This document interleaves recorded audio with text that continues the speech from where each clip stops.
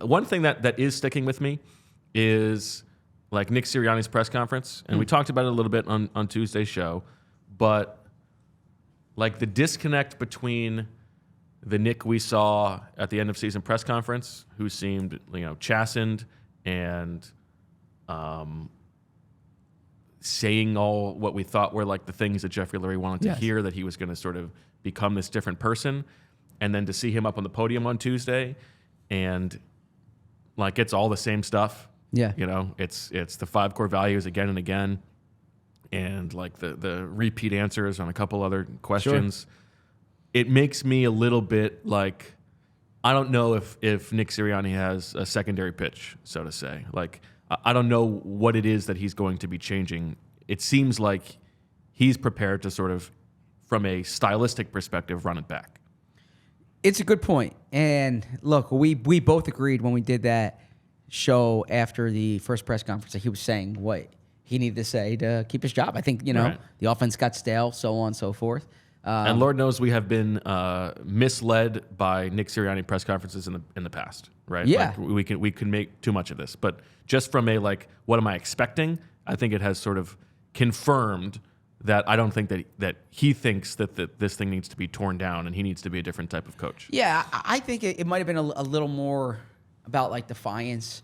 Look, Nick's been bearing the brunt of most of the criticism during the past few weeks. It hasn't as much been the players. It certainly hasn't been the front office.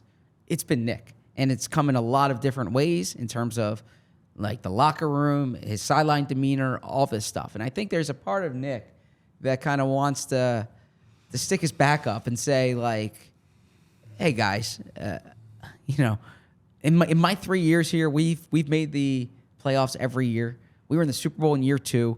The culture 2 years ago was like, it was kumbaya. Every article was Nick Sirianni knows what the F he's doing, right? It was, and that's quoting what Nick said against the Giants that year, that the offense was like setting records, and that he didn't all of a sudden forget how to be a head coach. And so I think this was an overcorrection to maybe the sentiment during the past few weeks, is that, wait, you guys think that I'm just this empty shirt peddling the vision of somebody else? No, like I know what the F I'm doing. And that's kind of the takeaway that I think that's what I had in terms of what Nick was trying to convey. But it also doesn't feel like he like went back to the drawing board. You know what I mean? Like he wasn't presenting new ideas. Now he doesn't need to do that in that setting. Yeah. Well, who knows exactly what he's been working on behind the scenes? But it just I didn't get that sense.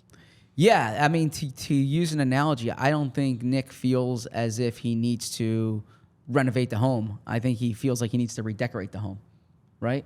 Like he doesn't need to, take down walls and change this. He just needs to shuffle the deck chairs on the Titanic.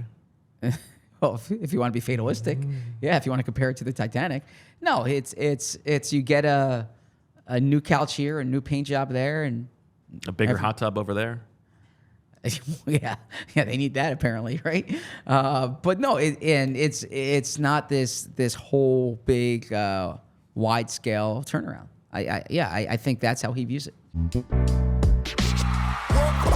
We all silly like the mayor.